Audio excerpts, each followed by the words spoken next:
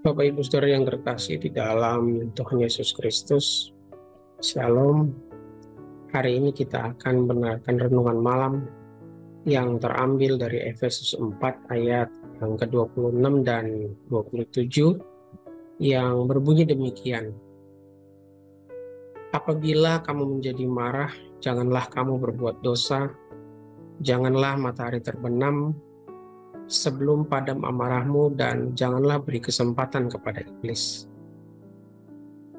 Bapak Ibu Saudara-saudari, sebagai manusia, setiap orang pasti pernah marah, dan kemarahan itu dapat datang secara tiba-tiba. Marah bisa disebabkan oleh banyak hal, antara lain karena tersinggung, ada yang memfitnah, dikritik, dicela, melihat orang lain melanggar firman atau melanggar moral dan etika, atau bisa juga kecewa dan tidak puas, dan lain sebagainya. Bolehkah kita marah? Tentu saja, sebagai orang yang tidak sempurna, kita bisa marah.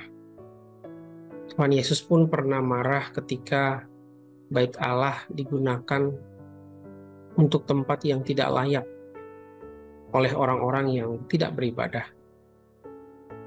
Hanya saja dalam hal ini Alkitab mengajarkan beberapa batasan, yaitu jangan berbuat dosa dan jangan berlama-lama. Mengapa saat marah jangan berbuat dosa? Karena saat marah umumnya emosi manusia tidak terkendali. Dan saat emosi manusia tidak terkendali, maka ia bisa melakukan apa saja. Dan bila dikuasai iblis, maka akan menimbulkan malapetaka. Maka tidak sedikit perpecahan di dalam gereja, di dalam rumah tangga, di dalam organisasi, karena tidak bisa mengendalikan diri. Rasul Paulus mengatakan bahwa apabila marah, jangan sampai matahari terbenam, agar kita segera berdamai dan meredam kemarahan, sehingga iblis tidak memanfaatkannya. Bapak Ibu Saudara-saudari yang terkasih dalam Tuhan Yesus Kristus, kita harus menguasai diri kita saat amarah itu datang. Dengan demikian, maka kita bisa meredam dan mengendalikannya. Keluarkan kata pengampunan dan maaf, maka hati akan terasa tenang dan amarah pun itu perlahan akan hilang, dan kita juga bisa keluar dari situasi yang menekan kita. Selain itu, kita juga bisa berdiam diri.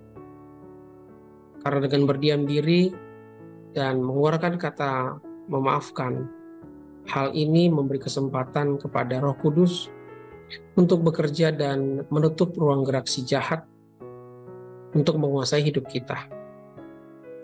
Kemarahan adalah suatu dosa, dan bila diikuti, maka akan berbuah dosa juga. Bapak Ibu, mari kita ganti amarah dengan buah roh, maka kita akan memperoleh sukacita yang penuh, karena Roh Kudus akan memenuhi hidup kita, dan kuasanya akan memimpin kita ke jalan yang benar. Amin. Tuhan Yesus memberkati.